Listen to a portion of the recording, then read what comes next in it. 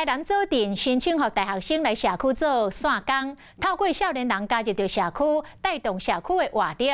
日前，有2个做散工的学生，针对着社区在地食食的文化来做研究，然后办桌，请在地乡亲来品尝。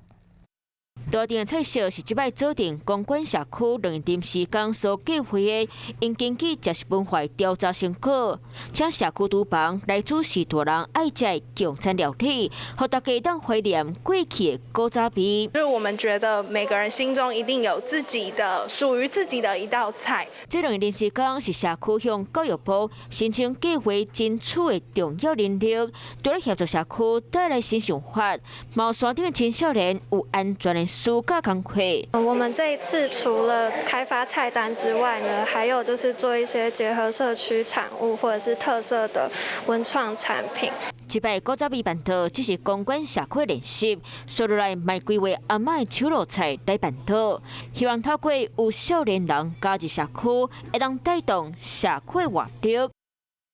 嗨，大家好，我是颖彤。想要来抢先掌握最及时的新闻资讯吗？赶快订阅、按赞、开启小铃铛，锁定华视新闻的 YouTube 频道。